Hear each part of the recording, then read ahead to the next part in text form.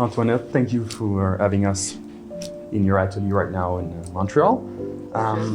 You are the designer of all of these pieces that we can see behind us. When labeled as Haute Couture, what kind of quality control or brand ethic designer most abide by?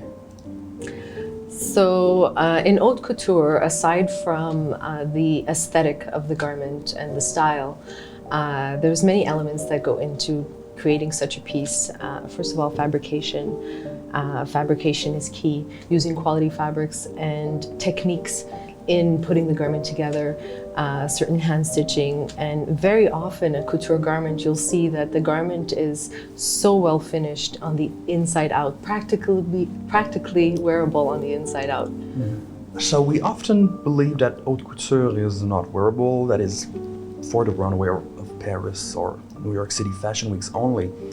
According to you, can haute couture become mainstream in some ways and be worn more often or not? Or maybe is there an in-between? So I would probably say not mainstream. However, when someone purchases an haute couture piece, it's purchased for its originality.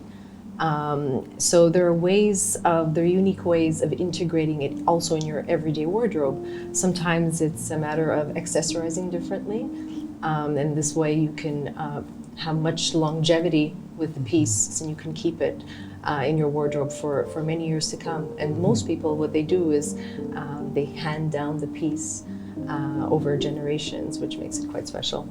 Wow. And I mean, all of these is made with high quality material, handmade embroiderment, costly materials, and time consuming.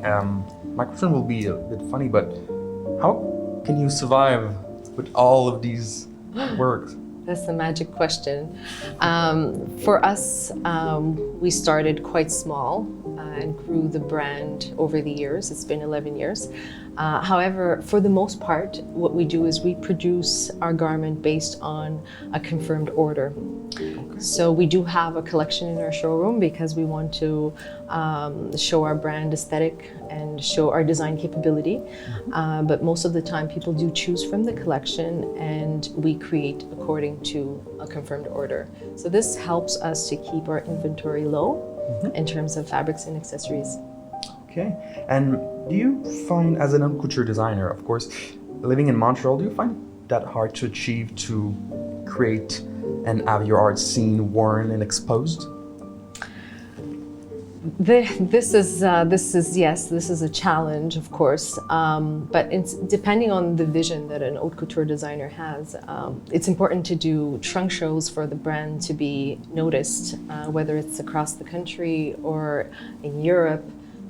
So traveling with your pieces and marketing the pieces in a certain way is what would help us to really give us the exposure that we need.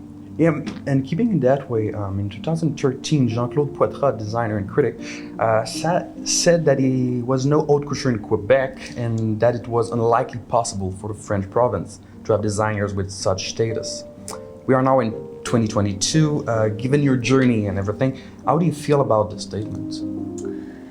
Well, if we're being compared to haute couture high fashion cities such as London, Paris, and Milan, Montreal isn't that's not what Montreal is, and at least not in this lifetime. I wouldn't get to see that. However, haute couture is very niche, and I believe that you can find it. More normally, when we get discovered,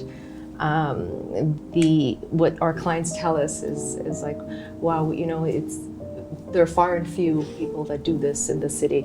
So we're happy to have gotten to know the brand, and it's nice to be appreciated that way. You did the piece for Jessica Maroney at the royal wedding.